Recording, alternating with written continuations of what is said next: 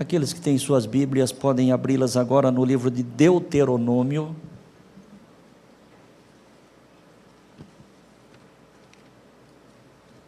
Deuteronômio, capítulo de número 16.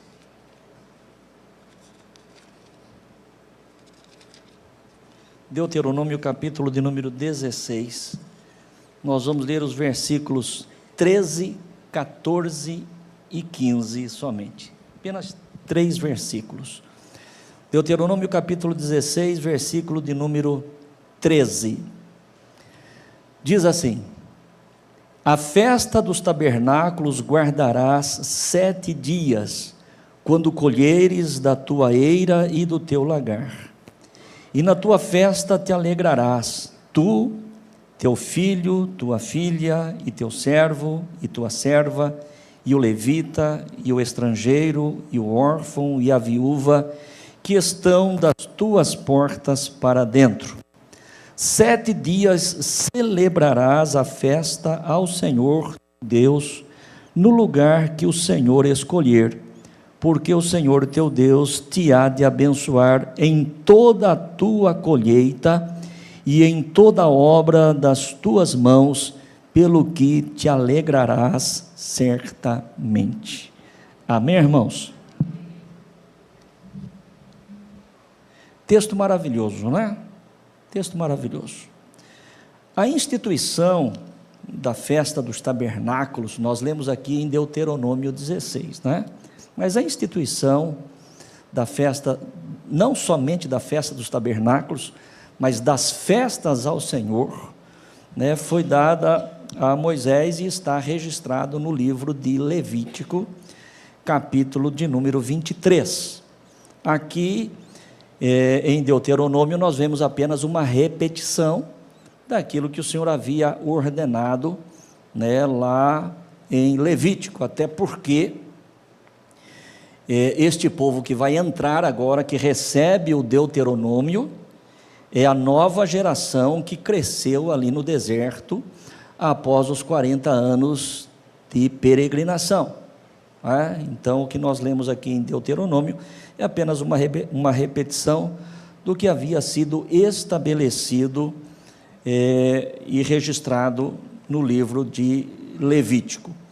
Mas antes de entrar na mensagem propriamente, como eu sempre gosto de fazer em toda a festa dos tabernáculos, ou em todas as edições da festa dos tabernáculos, e esta já é a 27ª, ou seja, 27 anos ininterruptos, 27 anos que todos os anos nós repetimos esta celebração. E eu sempre gosto, e isso só é feito no primeiro dia, depois nós não falamos mais a respeito disso, mas como foi que nasceu essa festa, como foi que surgiu essa festa aqui para nós, e a primeira coisa que eu gosto mesmo de pontuar, é que embora nós denominamos festa dos tabernáculos, e a festa dos tabernáculos é uma festa bíblica, celebrada pela nação de Israel, nós não estamos de fato vinculados com a festa dos tabernáculos de Israel, não é exatamente isso. Eu, no início desta obra aqui, há 27 anos atrás, eu buscava da parte de Deus algo que a gente pudesse celebrar, e celebrar anualmente, como gratidão a Deus pelo ano. E examinando as Escrituras, me veio a festa dos tabernáculos, que é uma festa de gratidão a Deus. E eu pensei, poxa, por que não então nós celebrarmos a festa dos tabernáculos? Mas ela não tem ligação direta com a festa judaica, até porque a festa judaica não acontece nesta época, continua ainda os filhos de Israel celebrando a festa dos tabernáculos, mas a festa dos tabernáculos acontece final de setembro, começo de outubro, dentro de um calendário já estabelecido pelo Senhor, que portanto não tem nada a ver com esta data que nós estamos fazendo. E a bem da verdade, de repente nem precisaria se chamar festa dos tabernáculos, poderíamos chamar festa da gratidão, festa da colheita, festa, enfim, Mas como começou assim, nós continuamos assim, né? Mas é importante que se diga isso, porque de repente alguém pode contestar, né? Mas a festa dos tabernáculos não é nessa época, e de fato não é mesmo, né? A festa dos tabernáculos não é celebrada desta forma, de repente não é mesmo, mas é uma festa de gratidão, tanto aquela que os judeus celebravam e celebram até o dia de hoje, como esta festa que também nós estamos celebrando. É uma festa de gratidão a Deus, independente do nome que você queira dar a ela. Festa dos tabernáculos, festa da colheita, festa da gratidão, né? O importante é o propósito desta festa, e é nisso que nós queremos focar. E eu sempre gosto de dizer aos irmãos que nesta época a igreja ela toma uma cara diferente, né? Os irmãos podem observar, né, você que de repente é o primeiro ano que você participa conosco da festa dos tabernáculos, que nós temos aqui, né, a decoração com as bandeiras das 12 tribos de Israel, que nós só usamos nesta época do ano, só na celebração desta festa, depois ela é guardada novamente, fica mais um ano, depois nós voltamos aqui, né? Nós temos aqui a nossa cabana, e eu quero aproveitar este momento também para agradecer a Beatriz, né, a Bia, a Fernanda, as pessoas que se dedicam, né, se esmeram a cada festa, a cada trabalho que a igreja tem, a cada encontro, a cada congresso, né, para fazer algo aqui, para que fique registrado. E aqui está a nossa cabana, né, e durante a mensagem os irmãos vão entender a razão da cabana, que em hebraico é chamada de sucá, né? A cabana é sucá, por isso que se você também ouvir falar da festa de Sucote, né? Sucote é o plural de sucá, né? Sucá é uma cabana, Sucote são cabanas, né? Então é a festa de Sucote, a festa das cabanas, e a Bia, todo ano ela faz para nós a nossa cabana, a nossa sucá, e ela é decorada, né? E ali sobre aquela mesa, os irmãos vão observar, inclusive, esta sucá, esta cabana, é para que vocês todos, desejando, tirem uma foto de recordação da nossa 27ª festa, tá? Ela vai estar aí durante a semana toda, então você pode fazer isso hoje, ou amanhã, ou depois, enfim, mas não deixe de tirar uma foto também, para você levar de recordação. E sobre aquela mesa, os irmãos vão observar que existe ali um candelabro, né, um lumieiro, e ele não está ali por acaso, aliás, tudo que está ali tem um simbolismo, e o candelabro, ele simboliza para nós a luz divina que deve nos guiar durante todo o ano, e nos guiou até aqui, vai nos guiar até o último segundo do dia 31 de dezembro de 2025, então aquele candelabro significa a luz, e a luz para nós é a palavra, lâmpada para os meus pés é a tua palavra, e luz para o meu caminho, né? Se você deseja viver, e se todos nós desejamos viver uma vida abençoada, hoje ainda eu tive a oportunidade de estar visitando uma pessoa, não é membro da igreja, pediu para que eu fosse orar na sua casa, pediu para que eu fosse ungir o seu carro, e eu estive lá pela manhã e falei com ele, e disse para ele o seguinte: se você quer viver uma vida abençoada, você olhe para dentro da palavra de Deus, ela é a lâmpada para os nossos pés, ela é a luz para o nosso caminho, tá? Então o candelabro tem este simbolismo. Ali nós vamos encontrar também trigo e pão, e o que significa isso? São símbolos da provisão divina a cada dia do ano. Davi disse o seguinte: fui moço, hoje sou velho, mas durante toda a minha vida nunca vi um justo mendigar o pão, nem a sua descendência perecer. Amém, igreja?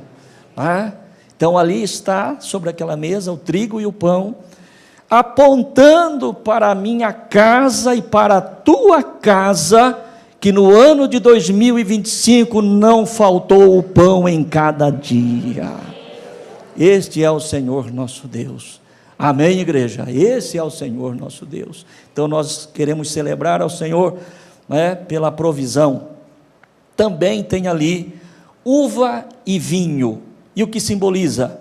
Nós sabemos que o vinho na Bíblia é símbolo de alegria, a alegria do Senhor a cada dia do ano. Talvez você diga, pastor, mas tem dias tristes, tem dias difíceis, tem dias que realmente são muito complicados, e tem, de fato tem para todos nós, mas tem muitos dias felizes, tem muitos dias alegres, e o vinho é um símbolo da alegria, e sobretudo, irmãos, não aquela alegria que o mundo proporciona, mas uma alegria que vem da presença de Deus em nós, amém? Aquela alegria que vem através de uma esperança, quando nós estamos passando por um dia difícil, e lembramos do que diz a palavra do Senhor: o choro pode durar uma noite, mas a alegria vem pela manhã, e o nosso coração se rejubila, aí nós nos fortalecemos no Senhor, e o Senhor traz de volta para nós a alegria, é o que simboliza ali a uva e o vinho. Tem também ali uma vasilha com água, e a água é símbolo de purificação, era assim para os judeus e assim para todos os povos, a água simboliza purificação, e para nós a purificação também é a palavra de Deus. O Senhor Jesus, na sua última ceia com seus discípulos, Jesus tomou uma bacia com água para lavar os pés dos discípulos, e Pedro se recusou a princípio, porque Pedro sabia que aquele era o trabalho de um escravo, aquele era trabalho de um servo, lavar os pés, dos convidados, e Jesus não era escravo nem servo, Jesus era o Senhor, e quando Jesus se aproxima de Pedro para lavar os seus pés, Pedro se recusa, diz, não Senhor, eu quem tenho que fazer isso, e não o Senhor. E Jesus diz, Pedro, se eu não te lavar os pés, você não tem parte comigo. Ele falou, Senhor, então me lava todo. Pedro era, eu sempre gosto de falar, porque tem um ditado que diz, ou é 8 ou é 80, Pedro não, Pedro ou era 8 ou era 800, ele até pulava o 80, ele era os extremos. Senhor, o Senhor não vai lavar os meus pés. Pedro, eu preciso lavar os teus pés, senão você não vai ter parte comigo. Então lava tudo, mas também não precisa, Pedro. Você já está limpo pela palavra, é a palavra que purifica, amém, igreja? Eu me lembro, há muitos anos atrás, quando a Rosa, minha irmã, ela foi diretora da escola bíblica, e numa das nossas aulas, ela como diretora, ela trouxe um texto, eu talvez não me lembre dele todo, mas era alguma coisa mais ou menos assim, de alguém que procura um sábio, pedindo para uma palavra de purificação, coisas desse tipo, e o sábio dá para ele uma peneira, e diz, você desce até o rio, enche essa peneira com água, e você me traz. E ele foi com a peneira, só que a peneira não retém água, ele foi lá, tentou, mas não conseguiu, e ele tentou novamente, mas não conseguiu, e ele voltou lá no sábio e disse, olha, eu não consegui.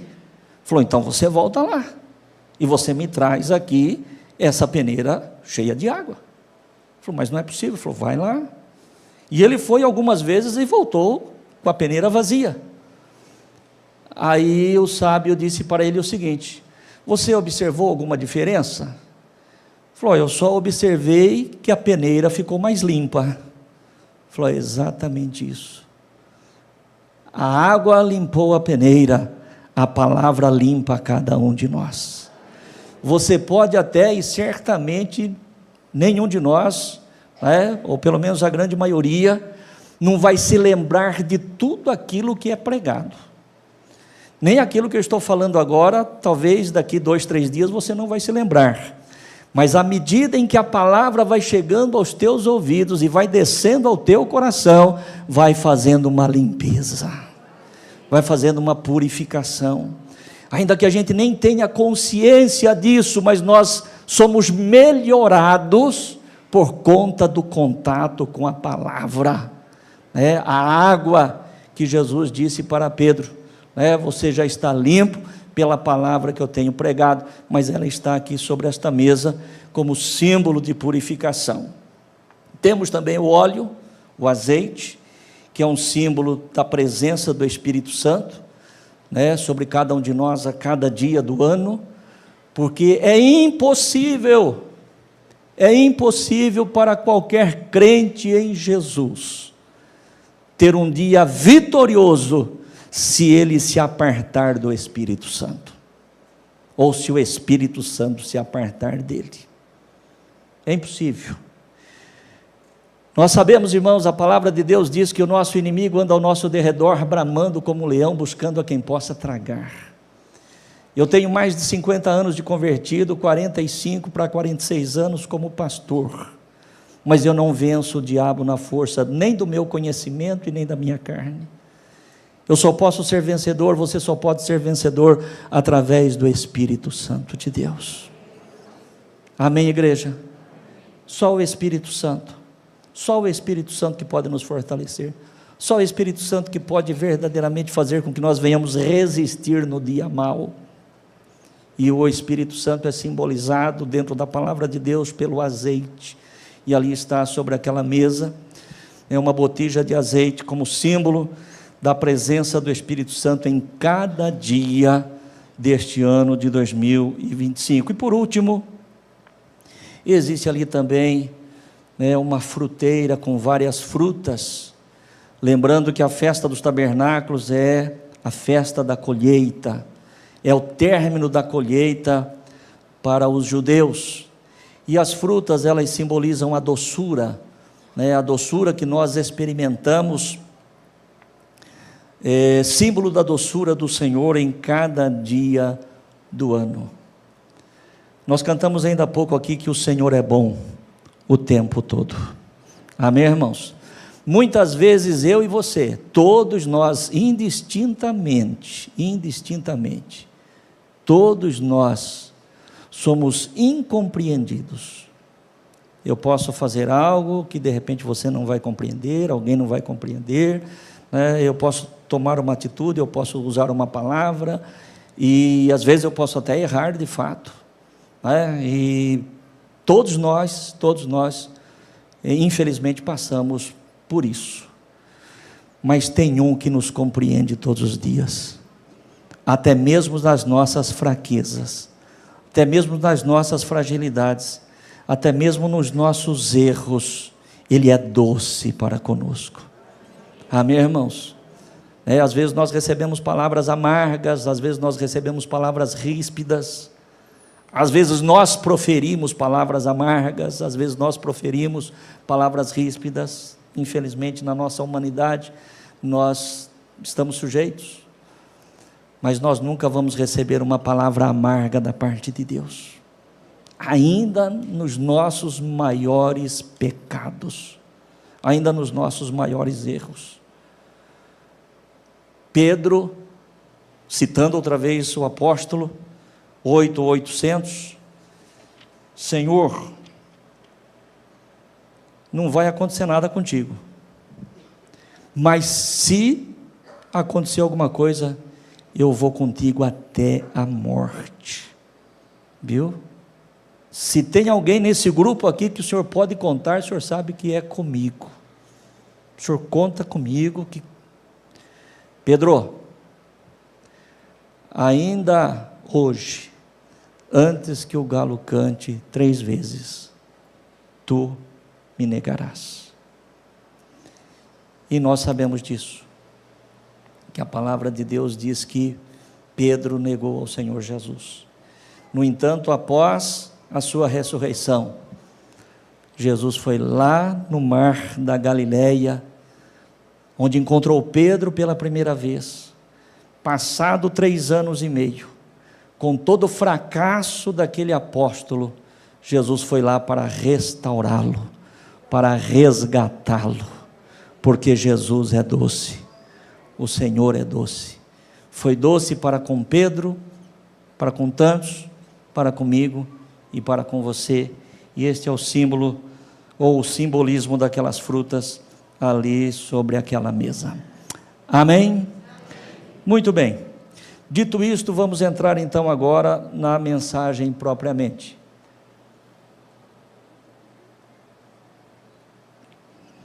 Coloque para nós, por gentileza, outra vez, Deuteronômio capítulo 16, versos 13 ao 15. A festa dos tabernáculos guardarás, quantos dias, irmãos? 7 dias. Quantos dias você vai fazer essa festa? Parece que diminuiu o tom. Deixa eu perguntar de novo. Quantos dias é a festa dos tabernáculos? Quantos dias você vai fazer essa festa? Oh, melhorou. Eu estava preocupado já, hein? A festa dos tabernáculos guardarás 7 dias, quando colheres da tua eira e do teu lagar, ou seja, quando colher dos seus cereais, e quando colher das suas uvas, da eira e do lagar, vai celebrar em gratidão a Deus. A festa dos tabernáculos, uma festa de 7 dias, que acontecia sempre no final do ano agrícola, sempre no final da colheita, diferente da festa das primícias. A festa das primícias acontecia no início da colheita, por isso chamada primícias, os primeiros frutos. Então tinha uma festa ao Senhor quando começava a colheita, festa das primícias. E depois a festa dos tabernáculos, que era a festa que acontece no final do ano agrícola, por ocasião do término da colheita. Vamos lá, verso 14. E na tua festa te alegrarás, tu e teu filho, e tua filha, e teu servo, e tua serva, e o levita, e o estrangeiro, e o órfão, e a viúva, que estão das tuas portas para dentro. Segura aí. Veja bem, irmãos, eu costumo falar que esta festa dos tabernáculos, esta festa em especial, é uma festa democrática, porque não era uma festa restrita apenas para o núcleo familiar, mas para todos quantos estavam das portas para dentro. Diz a palavra do Senhor. Nesta festa, primeira coisa, a festa é para se alegrar. Amém? Veja que hoje eles bagunçaram a coisa aqui. E tiraram até, falei, escuta, mas eu não vou abrir o culto. Não, hoje o senhor não vai abrir nada. Por quê, irmãos? Porque é dia de se alegrar, é dia de celebrar, é dia de festejar. Na festa te alegrarás, tu, teu filho, tua filha, teu servo, tua serva, o levita, o estrangeiro, o órfão, a viúva, todos quantos entrarem da porta para dentro, ou todos quantos estiverem mesmo em casa conectados a esse culto, você é bem-vindo a esta festa em nome do Senhor. Você é bem-vindo. Pastor, mas é a primeira vez que eu venho nesta igreja. Se você está da porta para dentro, você é um convidado especial para esta festa. Esta festa é democrática.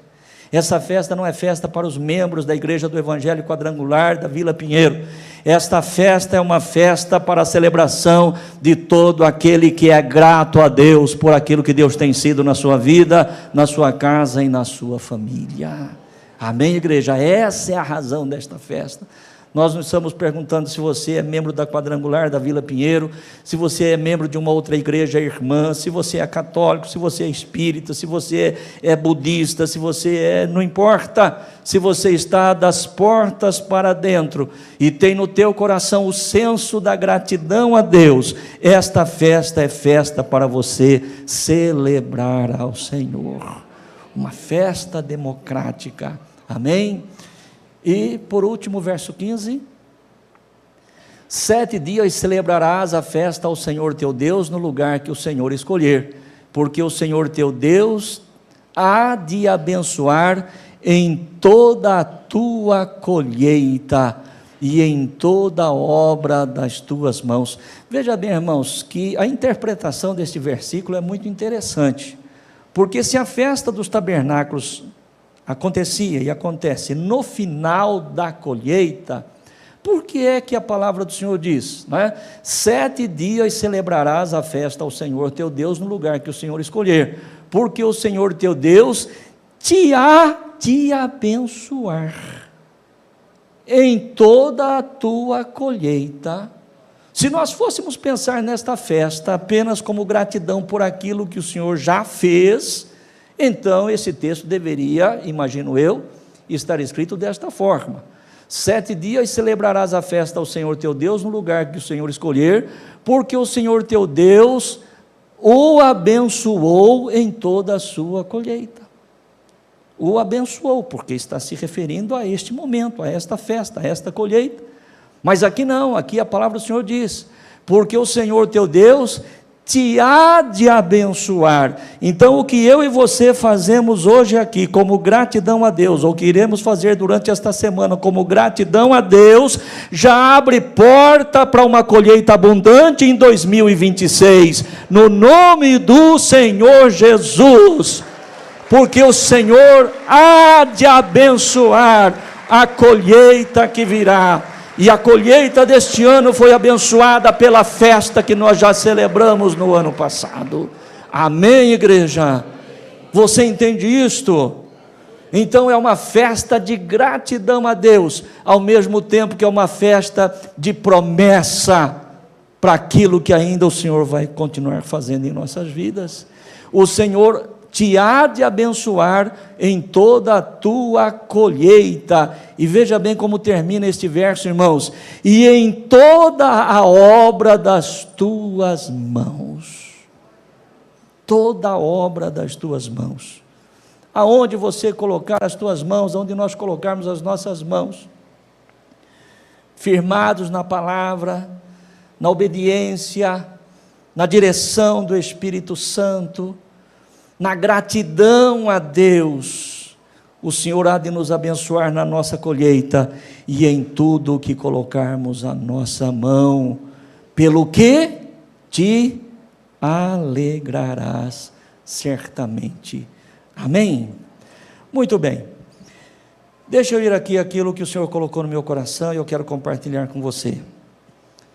A festa dos tabernáculos, ou a festa da colheita, ou a festa das cabanas, ou a festa de Sucote, qualquer uma dessas terminologias que você ouvir, qualquer um desses termos que você ouvir, festa dos tabernáculos, festa da cabana, festa da colheita, festa de Sucote, se refere a esta mesma celebração. Não é? Ah, pastor, eu li festa de Sucote. O que é festa de Sucote? É a festa dos tabernáculos. Pastor, mas na Bíblia está escrito festa das cabanas. É a festa dos tabernáculos. Ah, alguém fala que é a festa da colheita. É a festa dos tabernáculos. Não importa qual o nome que se dê, a festa dos tabernáculos é uma festa de gratidão. Não é tempo de pedir nada. Talvez você venha até aqui com uma necessidade. E Deus conhece a tua necessidade. Deus é bom, nós já falamos isso.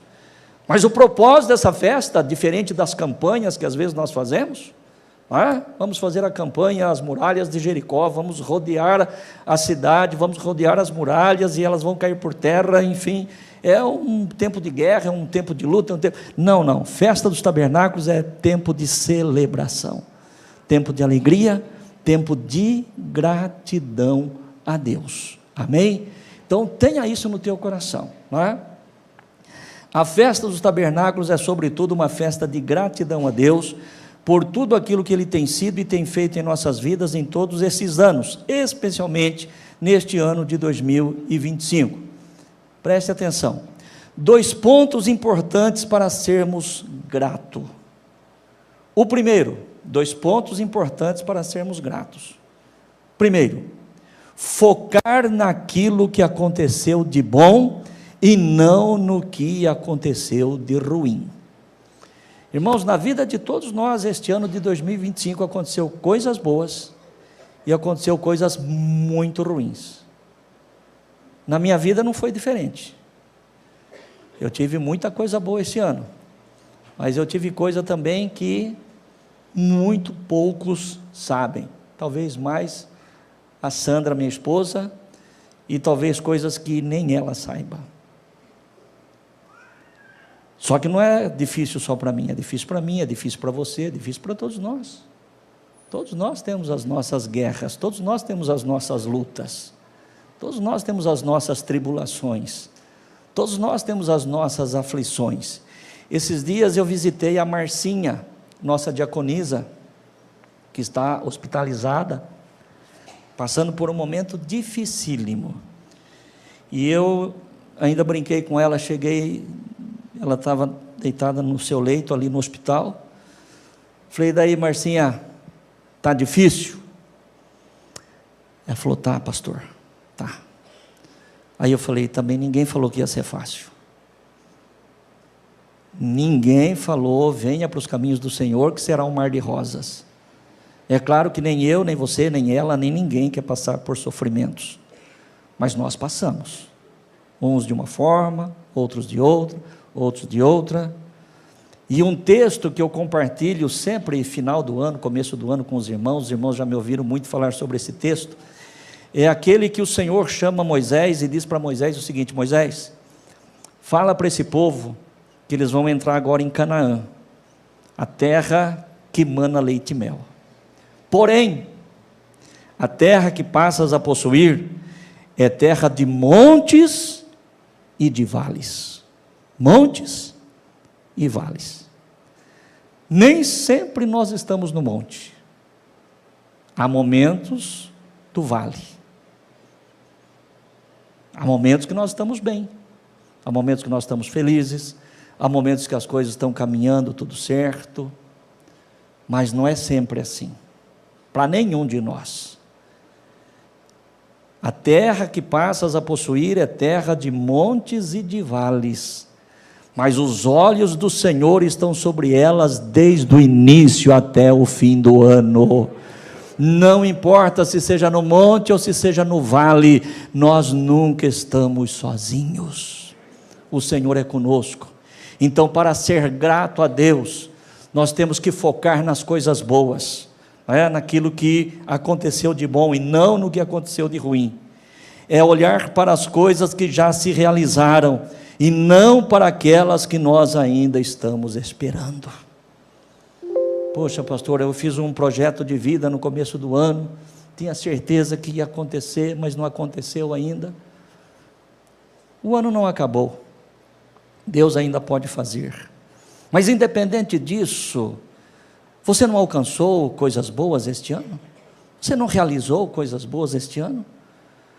Por que deixar de olhar naquilo que você conquistou para olhar para aquilo que ainda não aconteceu? Se nós queremos ser gratos a Deus e devemos ser gratos a Deus, nós temos que entender que primeiro nós temos que tirar os olhos das coisas ruins, dos dias maus, e nós temos que tirar os olhos daquilo que ainda não aconteceu. Nós temos que olhar para as coisas boas, e muitas coisas boas aconteceram na vida de todos nós, e muitas coisas nós alcançamos e realizamos neste ano, e podemos realizar mais ainda, porque o nosso Deus é poderoso. Amém, igreja?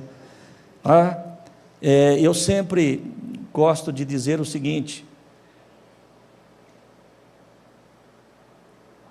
que a pessoa grata, pessoa que tem um coração grato, via de regra, ela é uma pessoa otimista. Se ele é grato a Deus, ainda que esteja passando por luta, por um perrengue aqui, outro ali, mas ele é otimista, não, isso vai acontecer, esse problema vai resolver, a situação vai mudar, as coisas vão acontecer, porque ele tem um coração grato. O ingrato, ao contrário, via de regra, é pessimista. Não dá, não adianta, cansei já de fazer campanha, cansei já de orar, não vou fazer mais nada, na verdade acho que eu vou até abandonar a igreja. Não é? Por quê? Porque ele não é grato pelas coisas que Deus faz. E então o pessimismo toma conta da sua alma, toma conta do seu coração, toma conta do seu ser. Então, se você, meu querido irmão e irmã, deseja ser grato a Deus, faça isso. Olhe para as coisas boas, olhe para aquilo que você já conquistou.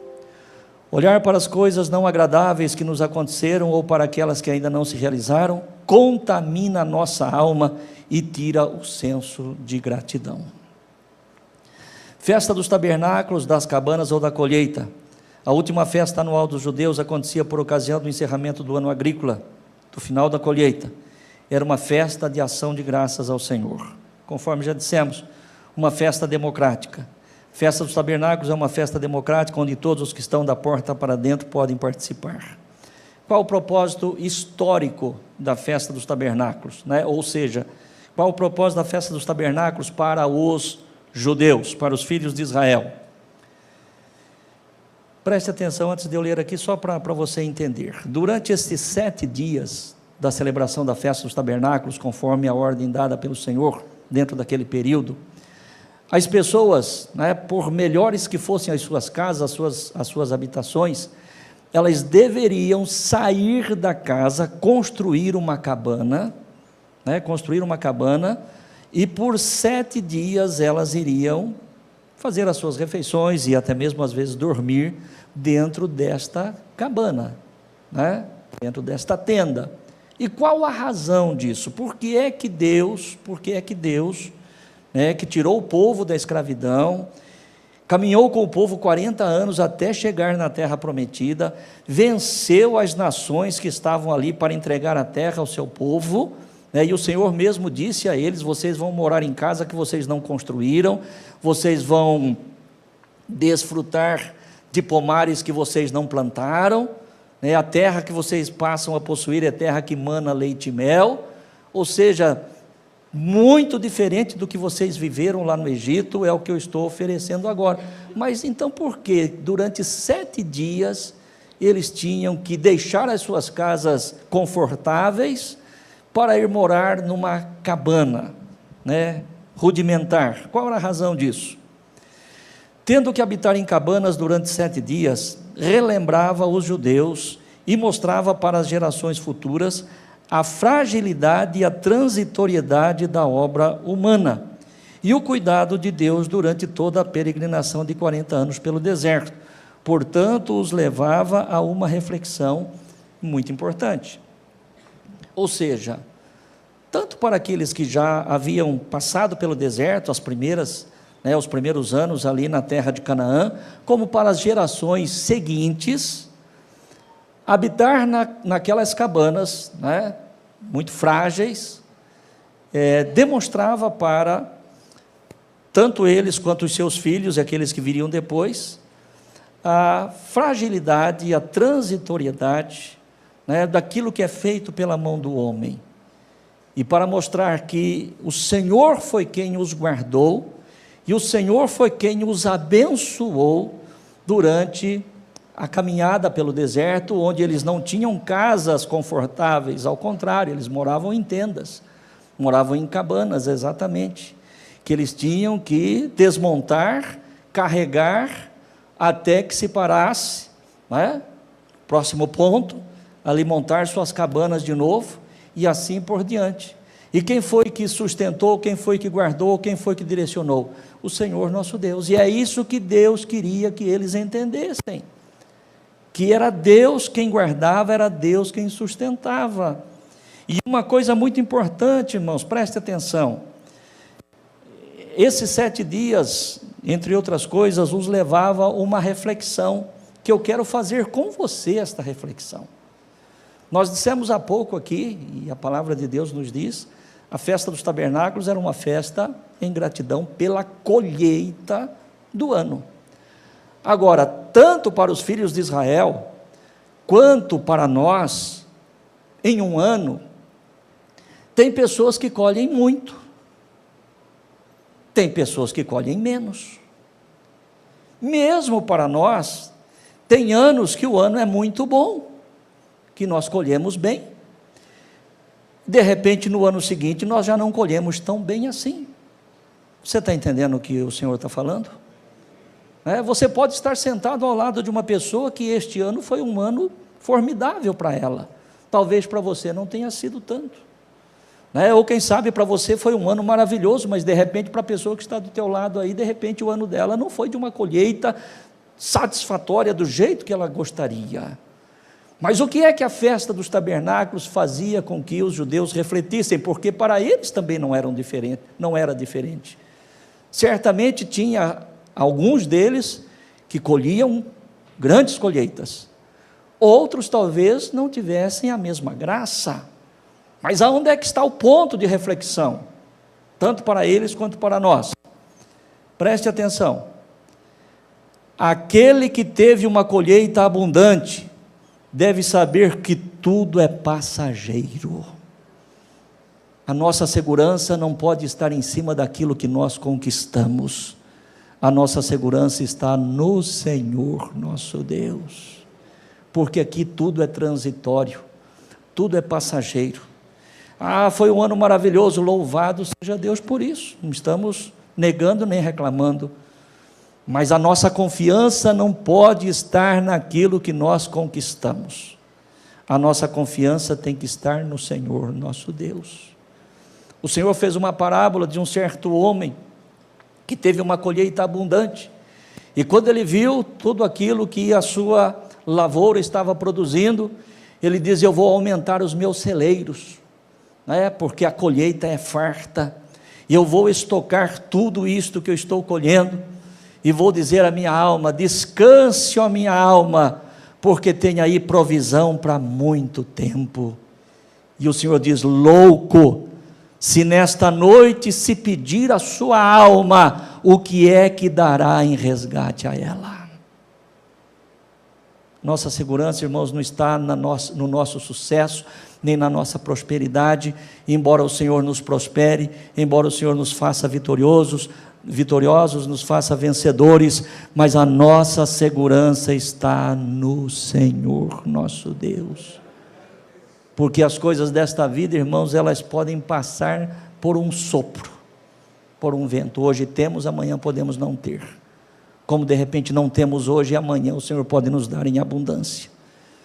Então a primeira reflexão que eles deveriam fazer ao ficar naquela cabana é o seguinte: nós tivemos uma colheita abundante, mas a nossa segurança não está naquilo que nós produzimos, mas está no Senhor nosso Deus. E o outro, que teve uma colheita menor, que talvez não foi satisfatório da forma como ele gostaria, o que ele deve pensar a respeito disso? Ou você, meu querido irmão, ou eu, qualquer um dos que estão aqui, você que está conosco na nossa live, se de repente este ano ainda não aconteceu, se de repente este ano a colheita não foi exatamente o que você imaginava, qual deve ser a tua postura, qual deve ser o seu posicionamento? Aquele que não teve uma grande colheita, deve saber que Deus é quem provê o suprimento para cada necessidade. A colheita não foi abundante, mas não faltou absolutamente nada. Amém, igreja? E eu creio que isso todos os que estão aqui podem declarar. Ainda que não tenha sido uma colheita farta, mas já confessamos aqui ao início, não faltou nada. No dia certo, na hora certa, o Senhor entrou com a sua provisão. E quando eu falo de provisão, irmãos, eu falo em todas as áreas. Todas as áreas. Todas as áreas. Poxa, de repente você estava precisando, sei lá, vamos pensar aqui, daquela cirurgia, ou daquele encaminhamento, ou daquela situação, e de repente as portas se abriram. Amém, igreja? Ainda numa colheita pequena, o Senhor é aquele que supre todas as necessidades. Então essa é a nossa reflexão também, como gratidão a Deus. A festa dos tabernáculos, estamos falando aqui, irmãos, do contexto histórico, para o povo judeu. A festa dos tabernáculos, quando realizada no templo em Jerusalém, entre as suas tradições havia a tradição de um cortejo dos sacerdotes até o tanque de Siloé, onde eles enchiam vasos de prata com água daquele tanque e derramava no templo como gratidão a Deus pela chuva durante o ano. Era um ritual que eles faziam por ocasião da festa dos tabernáculos. Saíam os sacerdotes com vasos de prata vazios, iam até o tanque de Siloé, enchia cada um dos sacerdotes o seu vaso e trazia e esparramavam ali pelas escadarias do templo, como ofertando a Deus pela chuva, porque nós entendemos muito claramente que o homem ele pode, e nós vamos tratar sobre isso agora, o homem pode, ele deve preparar a terra, ele deve semear, enfim, mas quem dá a chuva é o Senhor. E se não houver a chuva no tempo certo, na medida certa, nós temos irmãos aqui, lá do sítio, o irmão Orlando, né? E outros mais certamente sabem muito bem disso. Você pode trabalhar, você pode se empenhar, mas se na época que tem que chover, não chover, vai dar problema. Ou se de repente na época em que não deveria chover, na época da colheita, chover, e chover demais, se perde também aquilo que já estava praticamente garantido. E esse controle não está nas mãos do homem, está nas mãos de Deus.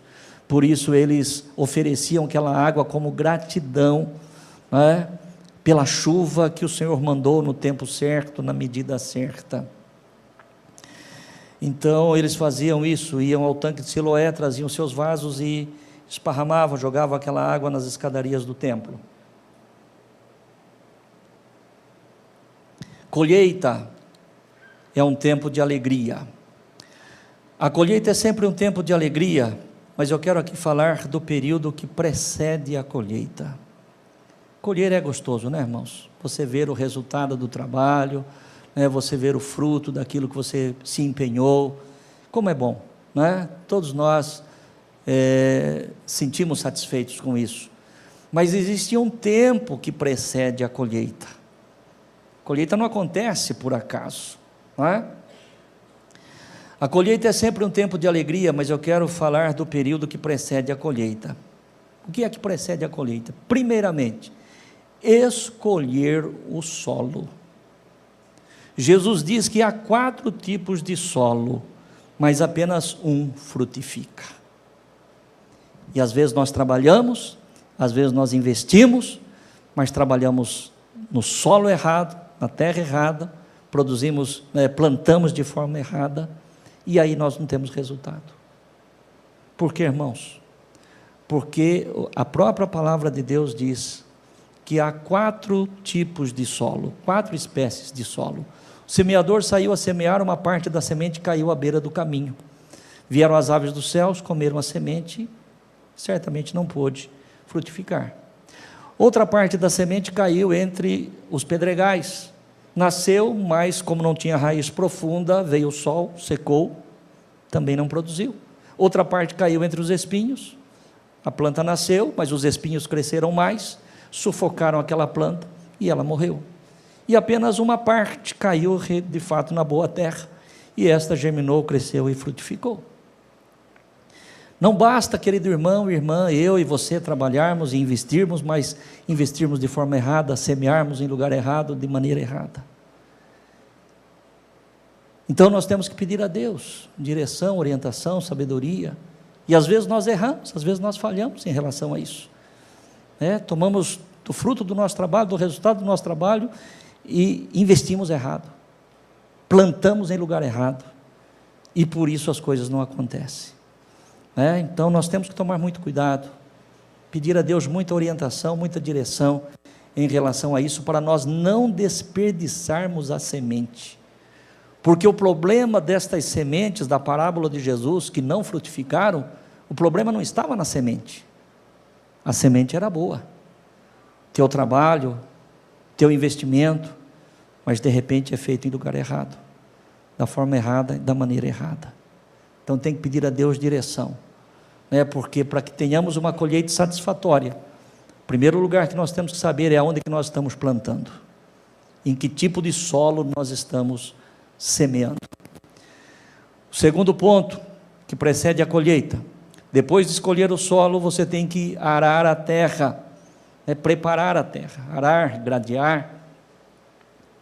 Antes disso, tirar ali as sujeiras, que existe, tem que ser removido, depois arar, depois gradear, preparar a terra. E este tempo, irmãos, é tempo de trabalho duro, tempo que você não vê fruto nenhum, enquanto o trator está lá trabalhando, removendo tocos, arando terra, gradeando terra, que resultado você está tendo daquilo lá? Nada, é só cansaço,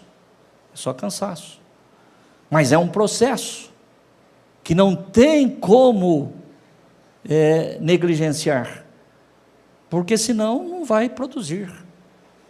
Então nós temos que entender isso, né? E a nossa geração, ou esta geração, é uma geração que quer as coisas tudo muito rápido, né? Que elas querem o resultado do propósito sem passar pelo processo. E Deus não mudou. Amém, igreja?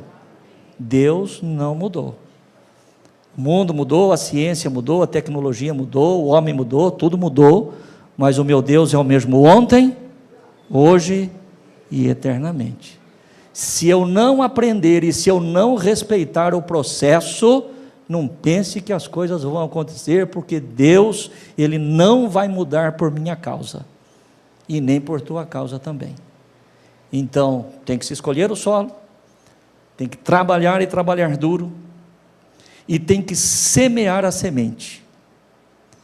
Semear a semente é época de dar aquilo que você já tem. Não tem jeito, irmãos, de produzir sem antes dar. Não tem, não faz sentido. Se a pessoa ficar com dó da semente e não lançá-la no solo, não lançá-la na terra, é impossível ela colher. Então, preste atenção, antes de pensar na colheita, você tem que pensar que você tem que abrir mão daquilo que você já tem. Poxa, mas foi tão difícil para eu conquistar, foi tão difícil para eu ganhar, agora eu tenho que abrir mão? É escolha. Eu sempre digo, sempre ensinei, os irmãos sempre me ouviram dizer, porque é assim que eu penso, é assim que eu creio, a vida é feita de escolhas. Ah? O apóstolo São Paulo, escrevendo a sua carta aos Coríntios, ele diz que aquele que semeia muito, ele colhe muito. E Paulo diz ainda, que o que semeia pouco, ele colhe pouco. E sem querer mudar a palavra, até porque nós não podemos, mas eu acrescentaria que aquele que não semeia nada, ele não colhe nada. Se semear muito, não sou eu que estou falando, é a Bíblia Sagrada que diz. E a própria lógica, não é? Ela nos permite entender isso. O que semeia muito, colhe muito, o que semeia pouco, colhe pouco. E eu acrescento que o que não semeia nada, não adianta esperar colher, porque não tem condições. Agora preste atenção aqui. Semear a semente, época de dar aquilo que já tem. O agricultor sábio nunca come a melhor semente, ele a deixa para o plantio. O agricultor sábio, ele seleciona as sementes, e ele pega a melhor semente para semear. Quantos de nós fomos lá e buscamos a menor semente para semear? E aí nós queremos uma colheita abundante, porque colher de forma abundante nós queremos. Mas semear de forma inteligente, de forma sábia, muitas vezes nós não queremos. O agricultor sábio, ele não come a melhor semente, porque ele sabe que se ele semear as sementes mais fracas, ele vai colher pouco, ou não vai colher com a qualidade. Para você ter uma colheita com qualidade, você precisa semear numa boa terra, preparada, e que a semente seja uma semente de qualidade. Amém, igreja? E eu pergunto para você, é difícil entender isso? Será que existe algum mistério a respeito disso? Não, não, é simples. O difícil é obedecer, mas saber todo mundo sabe. Mas eu volto aqui no ponto inicial, a vida é feita de escolhas. Amém? A vida é feita de escolhas. Depois disso é preciso cultivar, que significa tirar as ervas daninhas, combater as pragas, adubar e esperar, contando que o céu dará a chuva, o sol e o vento no tempo certo e na medida certa, para que se tenha uma colheita satisfatória. É preciso, irmãos, cuidar, é preciso cultivar, é preciso capinar as ervas daninhas, ou de alguma forma eliminar essas ervas daninhas. É preciso muitas vezes adubar, preparar e, sobretudo, esperar que do céu venha a chuva no tempo certo, na medida certa, o sol no tempo certo, na medida certa, o vento, o tempo certo, na medida certa, porque tudo isso, irmãos, faz parte, do processo para que nós tenhamos uma colheita satisfatória. Então não depende só de nós, embora depende de nós também, mas nós temos que saber o que nós temos que fazer e a forma como nós temos que confiar no Senhor nosso Deus. Conclusão: para que tenhamos uma colheita abundante, duas coisas são necessárias. Primeiro, confiar em Deus. Para termos uma colheita abundante, a primeira coisa é confiar em Deus. Confiar em Deus para quê? Para ter a direção e a sabedoria necessária para escolher a boa terra.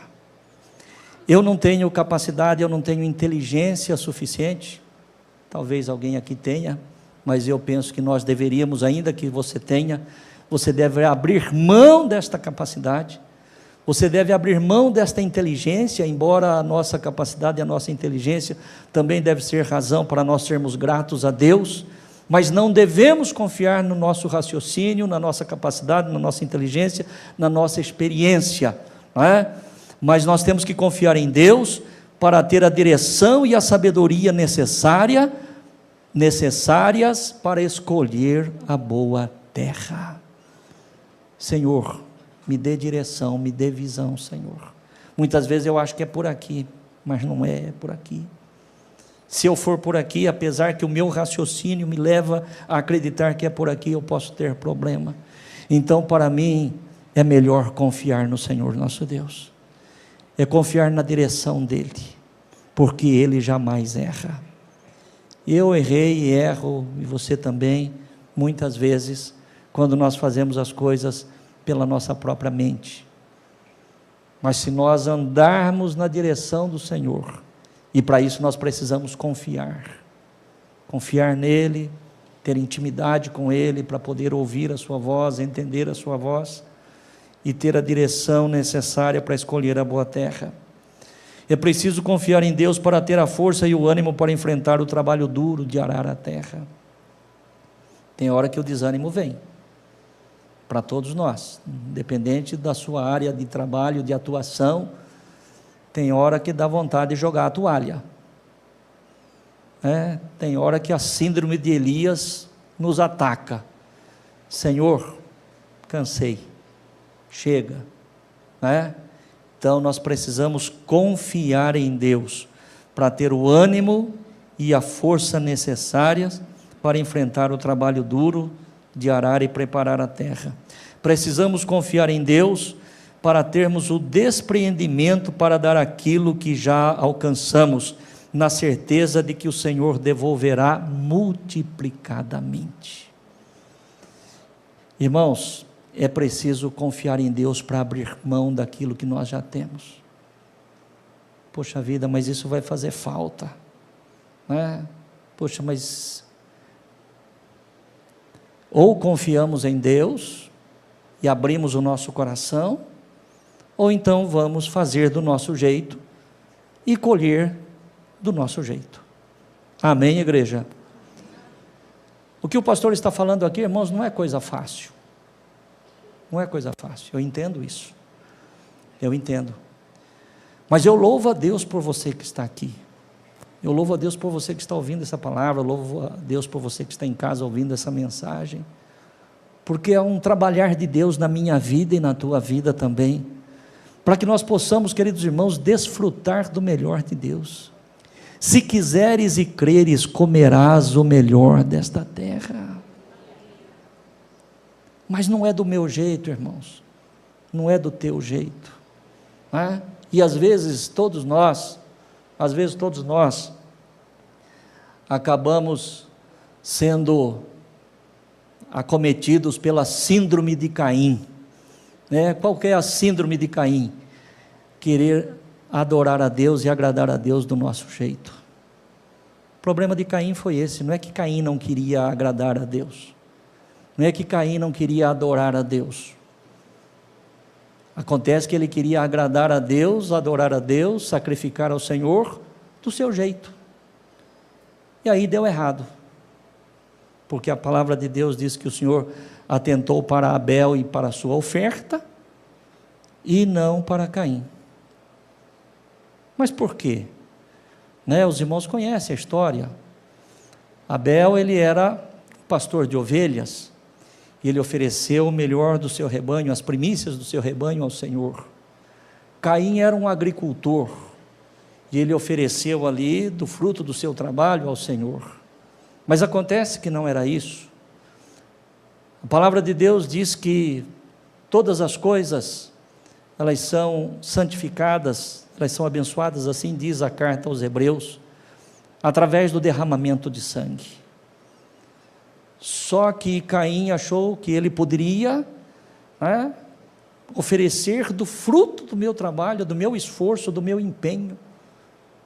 Mas não era isso, não era isso.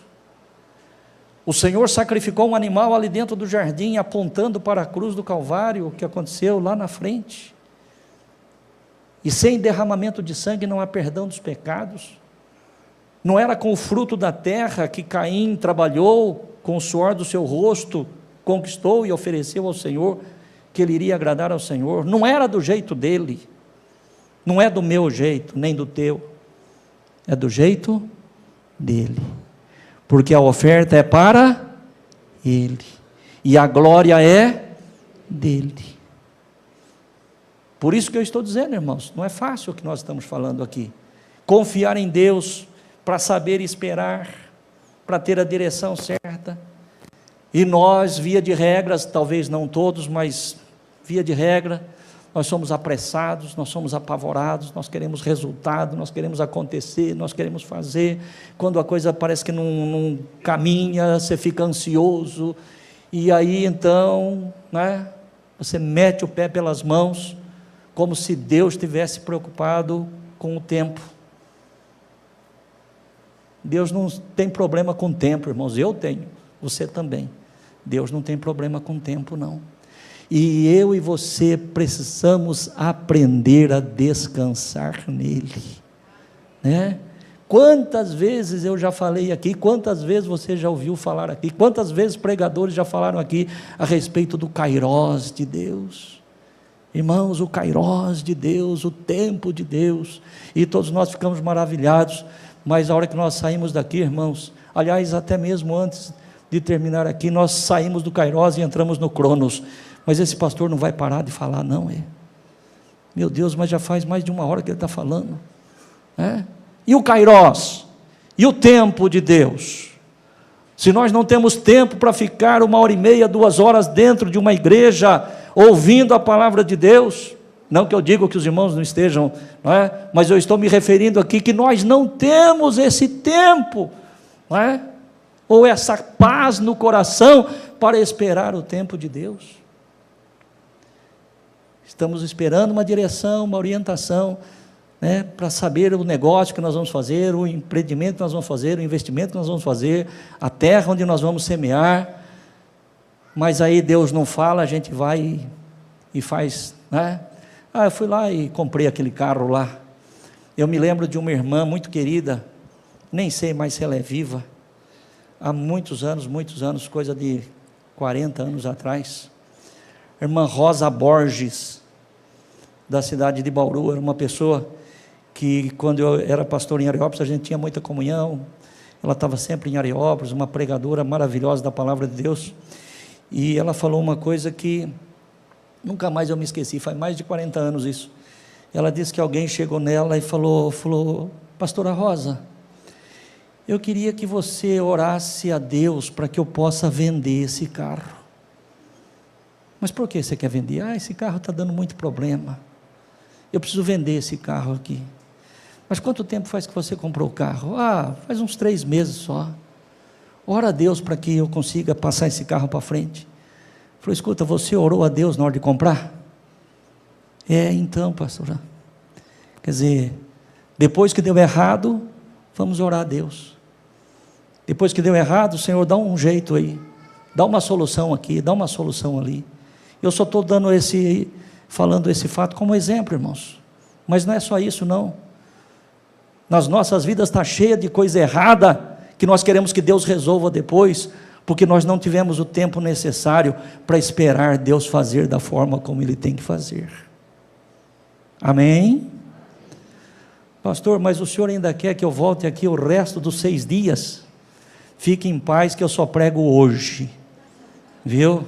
Vocês não vão ter que me engolir, como diz o Zagalo, viu? Amanhã tem o pastor Eliel, depois tem o pastor Júlio Fagundes, depois tem o pastor Edmar. Vocês vão descansar do pastor João, então tolera, amém? Tolera, que está no fim, está no fim. Muito bem, é preciso confiar em Deus para ter o desprendimento para dar aquilo que você já tem, na certeza de que o Senhor devolverá multiplicadamente.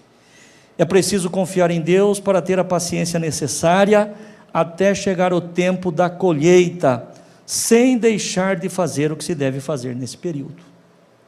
Cultivar, cuidar, né? Até que chegue o tempo certo. Nós falamos, irmãos, que 2 coisas são necessárias para uma colheita abundante, para uma colheita satisfatória. O primeiro é confiar em Deus. E o segundo ponto, qual é?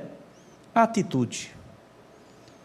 Nossas ações devem corresponder àquilo que falamos e desejamos. Não adianta ter vontade se não tiver ânimo para fazer o que tem que ser feito. Não adianta ter vontade se não tiver confiança em Deus, para acreditar e arregaçar as mangas e trabalhar. Amém, irmãos? É assim que as coisas funcionam, viu? Assim que as coisas funcionam. Do céu vem a chuva, o vento, o sol, o ânimo de Deus para a minha vida, para a tua vida, mas se eu e você não levantarmos cedo e não partirmos para a luta, você pode passar o dia orando e jejuando, que não vai acontecer. Amém? Pastor, mas o senhor está desestimulando a oração e o jejum? Não, ao contrário, ao contrário. Mas a palavra de Deus diz que há um tempo certo para cada coisa. Tempo de orar, é tempo de orar. Tempo de jejuar, é tempo de jejuar. E tempo de trabalhar, é tempo de trabalhar. Amém, igreja? Não podemos justificar, né, a nossa falta de oração e de consagração, porque nós estamos trabalhando demais. Eu estou trabalhando tanto que eu não tenho tempo para orar. Estou trabalhando demais. Então, de fato, está trabalhando demais mesmo. Mas também, não adianta espiritualizar as coisas e achar que Deus vai fazer sem que eu faça a minha parte, sem que você faça a tua parte. Então, confiar em Deus e ter atitude. O pastor Toninho, nosso presidente estadual, tem uma das maiores igrejas lá em Piracicaba.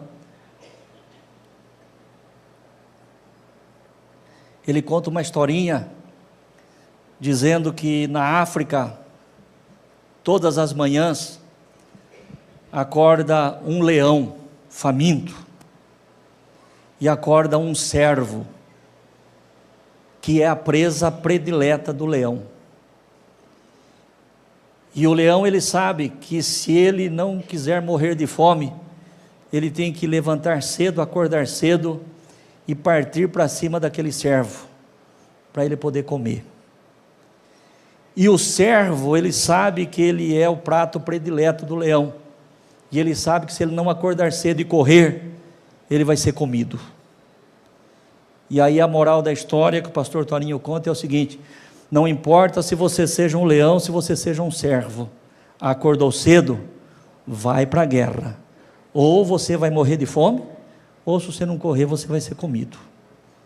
Você entendeu? É assim que a vida funciona, viu? É assim que a vida funciona para todos nós. Confiança em Deus e atitude, e é o que garante a vitória para nós, filhos de Deus. Gálatas capítulo 6, atitude, eu disse atitude. Nossas ações devem corresponder àquilo que falamos e desejamos. Gálatas capítulo 6, versículo de número 9, tem um versículo que eu encerro dizendo o seguinte, Gálatas 6, 9, não nos cansemos de fazer o bem, em outras versões, de fazer o correto, fazer o que é certo, porque a seu tempo ceifaremos, se não houvermos desfalecidos. Faça o que tenha que ser feito, não se canse por estar fazendo certo, não se canse por estar fazendo de forma correta, não se canse por estar fazendo o bem, porque certamente a seu tempo ceifará, se não tiver desfalecido. Amém? Coloque-se de pé.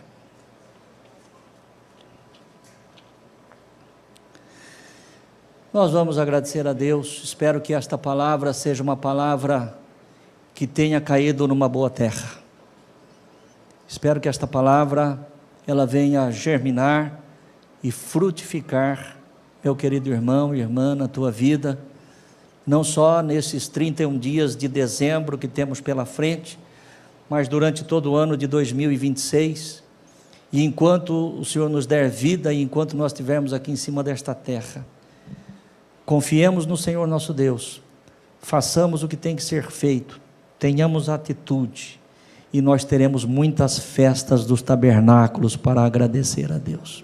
Amém? Eu gostaria que você agora fechasse os teus olhos, nós vamos ter um minutinho aí, para você agradecer a Deus, por algo, pense em uma coisa boa que te aconteceu, em uma conquista que você teve em 2025, e agradeça a Deus agora, esse é o tempo, esse é o momento para a nossa gratidão. Querido Deus e Pai, no santo e glorioso nome de Jesus, eu sou grato a Ti, ó Deus, por este culto, Senhor, de abertura desta festa dos tabernáculos, a festa da colheita, a festa da gratidão, meu Deus, que o Teu povo, Senhor, se reúne, lembrando, ó Deus, das coisas boas que o Senhor nos deu neste ano, ó Deus, daquilo que nós alcançamos, daquilo que nós conquistamos, Senhor, e os nossos olhos estão voltados para isto agora, meu Pai, por isso o nosso coração se alegra. Ó grande e eterno Deus, este Teu Filho, esta Tua Filha que está aqui, Senhor, ó Deus, agradecido, Pai Santo, mesmo talvez, Senhor, vivendo dias difíceis, ó Pai Santo, mas crendo e confiando e esperando, e alcançaram da Tua parte, Senhor, aquilo que verdadeiramente o Senhor tinha planejado e projetado para este ano até aqui. Nós sabemos que 2025 não encerrou ainda, Pai, e sabemos que coisas grandes o Senhor ainda tem para fazer e irá fazer nas nossas vidas e no nosso meio. Por isso, Senhor, nós nos alegramos. Ó Deus, a Tua palavra, Senhor, diz que por tudo aquilo que o Senhor tem sido e por tudo aquilo que o Senhor tem feito, nós devemos nos alegrar. E esta é a festa da alegria, e esta é a festa da gratidão. Ó Deus, muito obrigado, Senhor. Nós estaremos aqui, Senhor, ainda nos próximos dias, em cada dia te louvando, te adorando e te agradecendo, mas poderíamos passar, Senhor, toda a eternidade, ó Deus, porque sempre nós temos o que agradecer a Ti, por aquilo que o Senhor tem sido e por aquilo que o Senhor tem feito. Muito obrigado, ó Pai, permaneça conosco, em o nome de Jesus. Amém, amém.